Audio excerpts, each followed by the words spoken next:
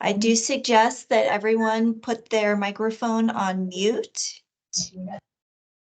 and probably switch your cameras off. You were very polite to put them on, but please do switch your cameras off to facilitate data transfer.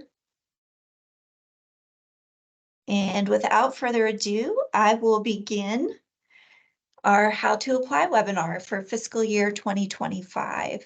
Thank you so much for coming this morning. Again, this is being recorded so that we can share it with folks who were not able to join us today. If you are not familiar with Microsoft Teams, there are some controls at the bottom or the top. The control bar kind of floats depending on how you have your screen laid out. But if you have any questions, please drop those in the chat and someone from the Virginia Main Street team will respond. We have from Virginia Main Street, we have Kyle Meyer, Zachary Whitlow, Ellie Dudding-McFadden, and Amy Guzelitis with us today. Blair is on a site visit and she's very sorry she could not join in, but one of those 4 people will answer questions in the chat as I am going through the presentation, so please feel free to pop in at any time. You can see the list of people who are also on the call when you hit the people button, and if you have a question, raise your hand, your virtual hand. You can react at any time, so feel free to interact that way. Give people a thumbs up, love their words, celebrate their successes, or have a laugh, because sometimes I have been known to be funny. If you want to change your settings in any way, look for the 3 dots that says More, and you can adjust your settings there. Your camera and microphone, you want the little line to be through those unless you plan to be seen or heard. And please do not hit the red leave button until the end of the meeting. We want you to be with us all the way to the end. So the agenda for this workshop or webinar, we're just going to go through some background and then describe 3 grant programs that will be open for fiscal year 2025. Funding priorities, grant administration, and Q&A. So pretty simple. As a reminder, the Virginia Department of Housing and Community Development is committed to creating safe, affordable, and prosperous communities to live, work, and do business in Virginia. As a Main Street America coordinating program, Virginia Main Street helps to lead a powerful grassroots network that consists of over 40 coordinating programs across the country, and they serve more than 1,600 neighborhoods and communities as well. So in Virginia, we have the 3 tiers: advancing, mobilizing, and exploring. And between those 3 tiers, there are more than 100 communities in Virginia participating. All of us are committed to creating high quality places and to build stronger communities through preservation-based economic development.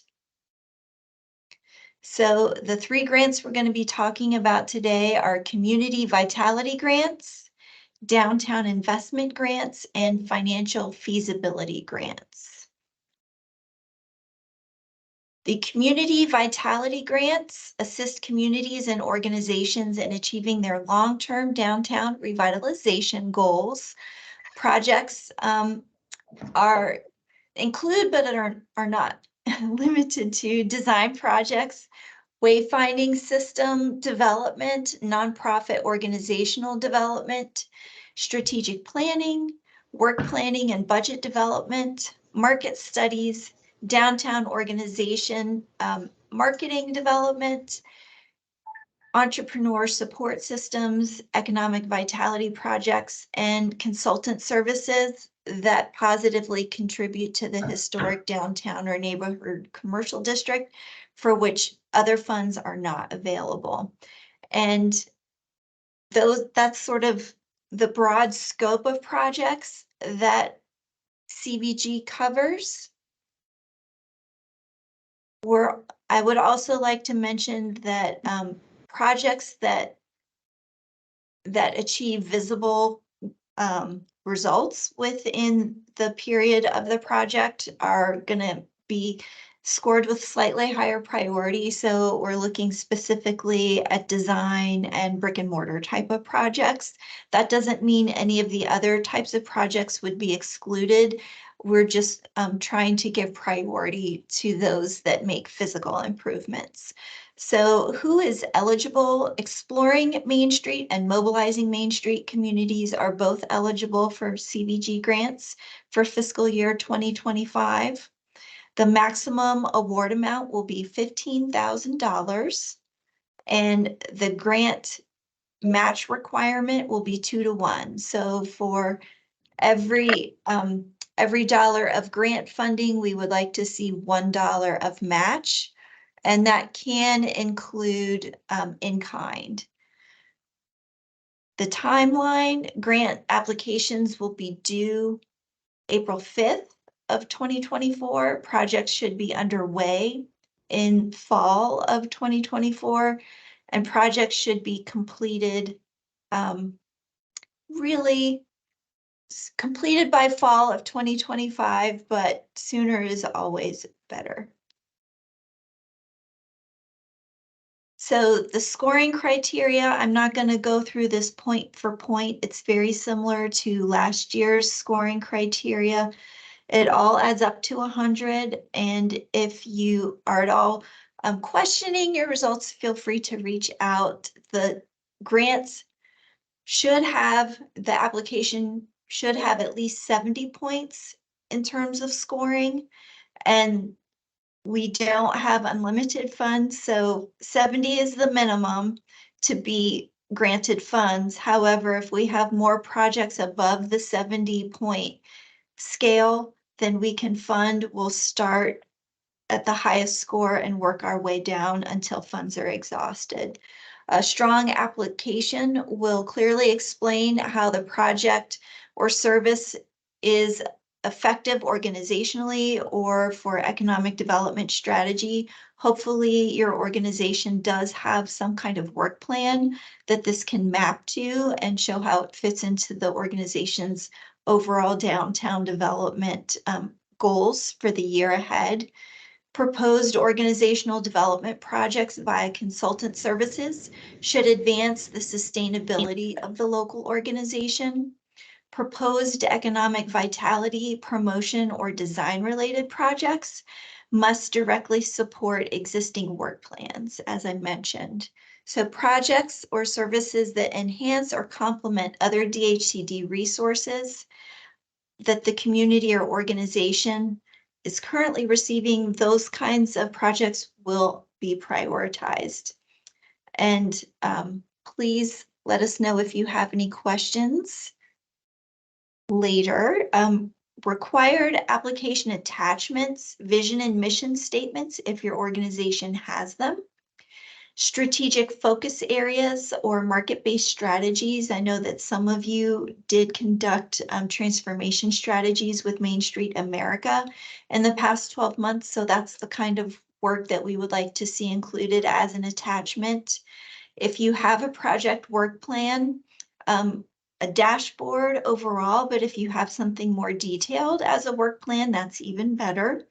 And we would like to see as an attachment the project budget, an explanation of your cost estimates, and any leverage verification. So what that means, if you have a source of leverage, please include a letter of support from the source of those leverage funds that specifically consent to being a match. That is actually one of the typical hang-ups that we have, where people mention leverage, but they don't actually verify it with letters of support. So please don't neglect that verification. Some examples of projects that have been successful in the past. These are live links, and we will share the PowerPoint presentation with everyone who is on this call, and also post this presentation to the Virginia Main Street website on DHCD. So Please look these up, but the city of Buena Vista had a very successful downtown beautification project in the past. Clifton Forge Main Street had a great love sculpture project that went live last year. And Pulaski on Main, their pocket park and mural project is still wrapping up, but it's pretty darn near close to finish. So we include it in the examples of successful projects. So next, downtown investment grants. Downtown investment grants allow Main Street organizations to take on unique one-time projects that measurably, creatively, and sustainably advance the organization's goals and strategies. DIG funds can be used to fund projects that need just a little bit more funding to be completed. They can also be used to provide seed funding for new projects and provide gap funding that allows a project to become fully funded.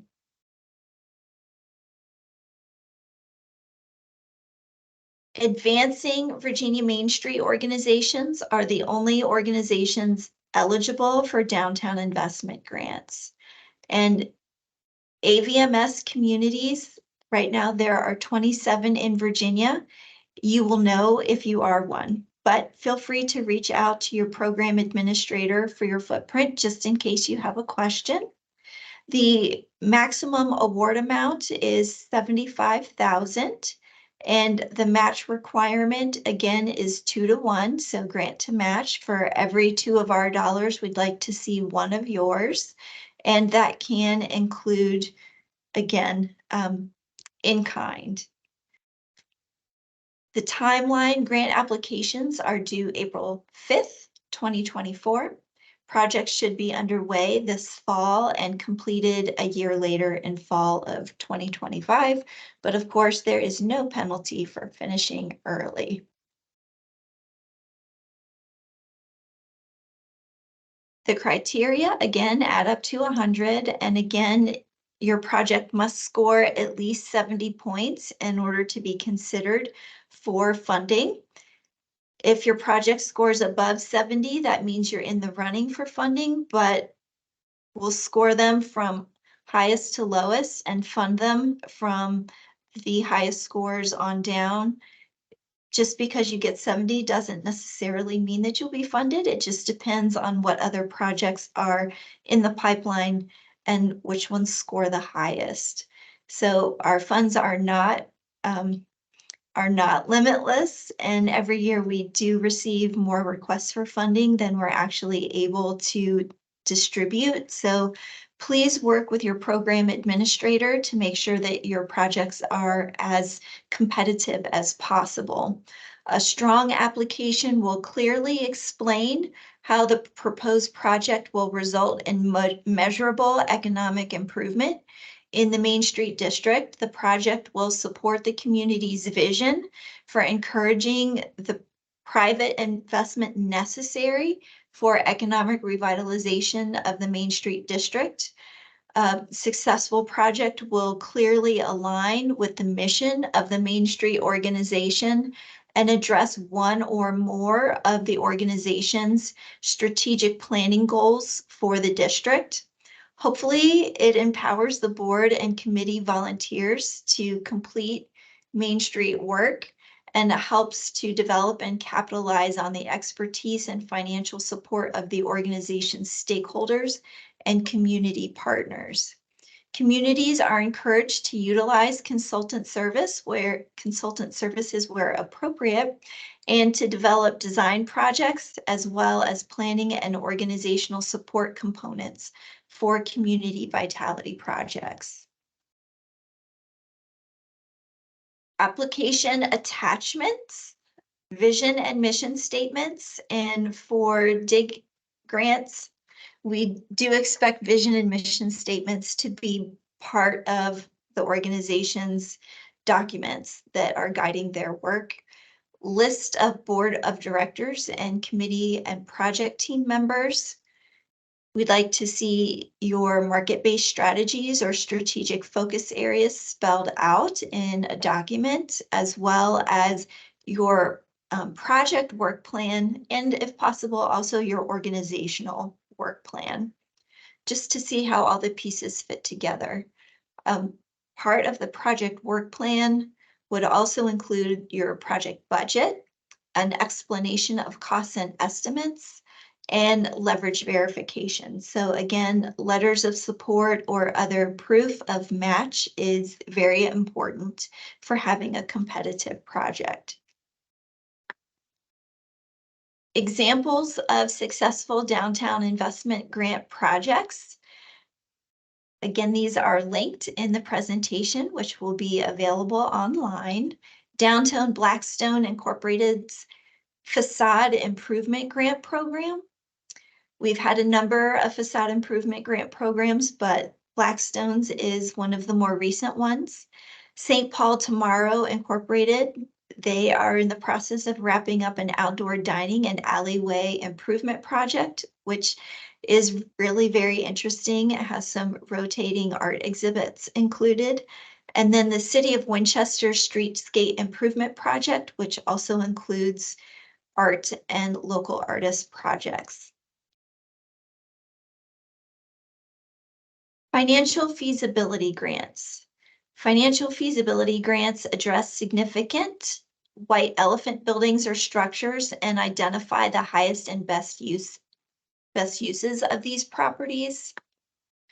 All Virginia Main Street communities are eligible, with priority going to advancing communities. If advancing communities don't have enough projects in the pipeline, we're very happy to also open this up to exploring and mobilizing communities.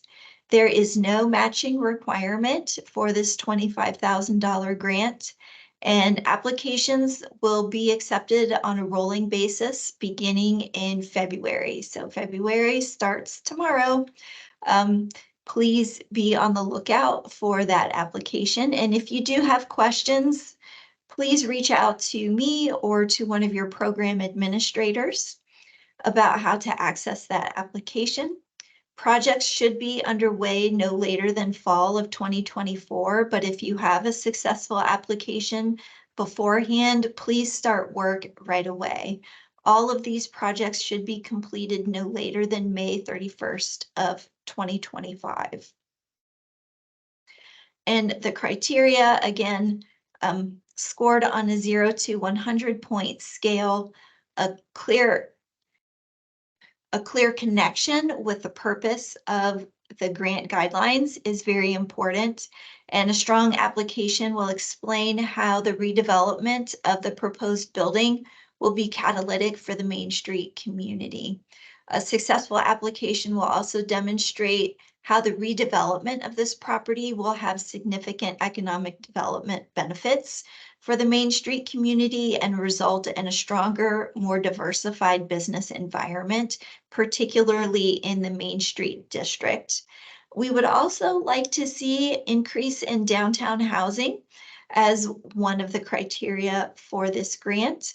An effective application should indicate a strong likelihood of redevelopment based on owner willingness or identified willing developers, and that these feasibility funds are necessary to move the project forward. Required application attachments, again, vision and mission statements as applicable. We'd like to see the members of the project team. We'd like to see the project work plan, a project budget and explanation of cost estimates, and leverage verification, but only if applicable, because leverage is not required for this grant. Visual documentation, so we'd like to see some photographs of the property in question and a map of where that property sits within the Main Street district, and any plans or studies that have already been completed related to that project. So some examples of successful financial feasibility projects in the past. Alta Vista Spark Innovation Center is a great example. Downtown Danville's White Mill Building project is a very successful project. It took a long time to get from that financial feasibility grant to actually getting shovels in the ground, but we obviously think that the FFG grant was instrumental in getting those shovels in the ground, even though it took a long time to find the right development team in the end. And then Orange's Earl's Glass Shop building is another example of a project that was brought to life through financial feasibility grant studies. So our funding priorities for this coming fiscal year, for fiscal year 2025, promoting a community's unique identity-defining assets, both built and cultural, promoting inclusive collaboration and engagement with a vast and diverse set of local partners, leaders, stakeholders, and residents, supporting local entrepreneurs, small businesses, women and/or minority-owned businesses, entrepreneurial ecosystems, and small-scale development. And just a little plug on number 3, our sister program, the Community Business Launch, has found that in the past few cycles, women or minority-owned businesses are the majority of entrepreneurs who are setting up shop in downtowns in Virginia. So it's really important to try and cast that net wide and include as many people as you think might be possible. Promoting equal access to opportunity and thoughtfully acknowledge and address diversity, equity, inclusion, and accessibility challenges and opportunities, and promoting the awareness, growth, and financial sustainability of the local Main Street organization. Additional information, these are all live links that you can connect to through the presentation. Confirm your community's Virginia Main Street standing. So we have some folks who think that they are active through the exploring tier.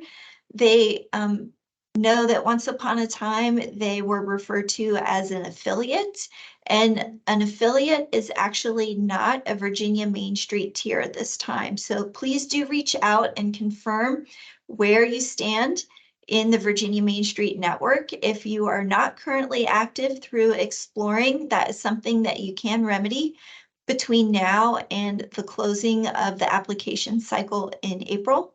So please don't rest on that one. Grantees must comply with DHCD's audit policy and upload a COV-W9 to CAMS. Again, the audit policy and the COV-W9 are things that you should have handy. You should not assume that everything is okay. Please do check before you submit send to make sure that you are fully apprised on that information. Similarly, securing your organization's UEI, so that's a unique entity identification. That's actually a federal designation, and there are some steps involved. So please don't rest on that one either, and register today with SAMS to get your UEI as soon as you can. And if you have any difficulty with that, you're not alone. And we can provide some technical assistance to make sure that you're following the steps correctly. Your match can include in-kind services and/or volunteer hours. Be sure that you understand how that is documented in advance. Report through CAMS. Make sure that if you haven't done reports through CAMS in the past, talk to the PA about exactly what that entails. It's on the one hand not that hard, but if you're not used to CAMS, it can seem a little scary at first. So we want to be sure that all of your fears about CAMS are addressed in advance. And up to 10% of the awarded funds should be used to cover administrative costs for administering the grant. So I have mentioned these PAs many times. If you have questions, of course, consult the grant manual. And if that does not provide all the information that you need, reach out to your assigned program administrator. And I'll just go through them on the slide here really quickly. Amy Guzelitis is the program administrator for Southwest communities. Blair Bergler is the program administrator for Northern Virginia. Ellie Dudding McFadden is the program administrator for, we're going to call it Central Virginia, the heart of Virginia. She pulls in some of Shenandoah as well. And Kyle Meyer is the program administrator for Eastern and Coastal Virginia, while Zachary Whitlow is the program administrator for Southern Virginia. Just a quick note about our other partners in the Economic Development and Community Vitality Division at DHCD. Sarah Dunnigan is the Deputy Director for our division. Rebecca Rowe is the Associate Director, so my boss. And Tori McGowan is my counterpart in the Real Estate Division within EDCV. Liliana Tingler keeps us all straight. You may have come across her from time to time. Jessica Hartness is the program administrator for Community Business Launch, and I think that her How to Apply is coming up very soon. So please look into that one as well. It's a great companion program for these grants, as are IRF grants through the Industrial Revitalization Fund. Brandon Archer and Jeff Sapersky, they divide Virginia up between the two of them.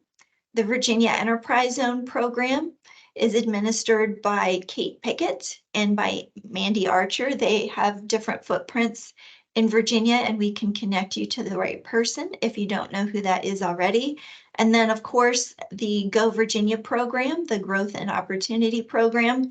We have Billy Gamble, Joseph Denny, and Cody Anderson.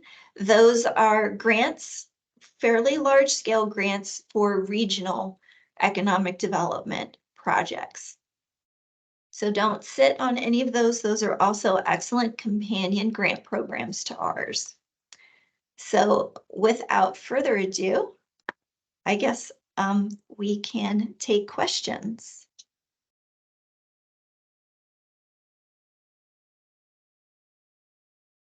Any questions?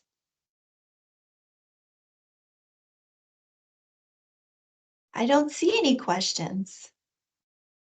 Are you guys all completely enlightened? This is amazing. Well, I guess I will stop recording, and maybe then people will ask their real questions. I doubt it.